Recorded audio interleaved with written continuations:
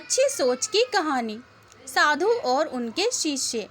साधु महाराज जी की यह सभा सुबह से लेकर दोपहर तक चलती थी। उसके बाद सभी गांव वाले अपने अपने काम में लग जाते थे, जिससे कि गांव में किसी तरह की परेशानियां ना हो। इसलिए साधु महाराज जी ने बहुत ही सुबह सुबह अपनी सभा का आयोजन रखा हुआ था। एक दिन साधु महाराज जी की सभा में बहुत से लोग बैठे हुए थे और साधु महाराज जी की बात सुन रहे थे। उसी सभा में से एक आदमी खड़ा होकर साधु महाराज जी के लिए बहुत ही गलत शब्द बोल रहा था। सभी लोगों को जब यह अच्छा नहीं लगा तो वह उसे मारने के लिए दौड़े। तभी साधु महाराज जी ने उनसे कहा कि तुम्हें रुक जाना चाहिए।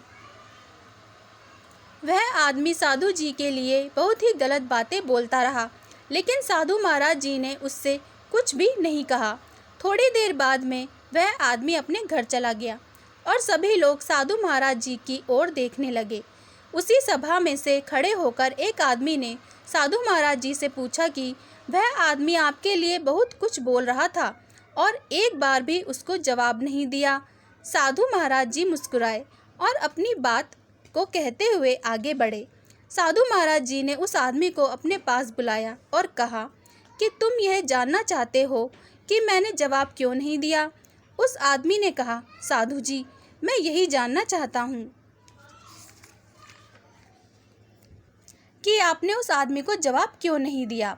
साधु महाराज जी ने कहा कि जिस तरह वह मुझसे बात कर रहा था, अगर मैं उससे वैसे ही बात करता, मुझ में और उसमें क्या फ़र्क रहता। हम दोनों उस वक्त एक हो जाते, क्योंकि वह भी गलत शब्द बोल रहा था और मैं भी गलत शब्द बोल जाता तो मैं भी उसी के जैसा बन जाता। इसलिए जीवन में हमेशा इस बात को याद रखना चाहिए कि तुम्हें दूसरों के जैसा नहीं बनना है, बल्कि अपने आप को दूसरों से अलग करके चलना है। तभी तुम जीवन में अपनी पहचान बना पाओगे। इसलिए दूसरों की अच्छाई को ग्रहण करो और उनकी बुराइयों को हमेशा अपने से दूर रखो। तभी तुम जीवन में सफल हो सकते हो। सभी लोग साधु महाराज जी की बात को समझ गए थे।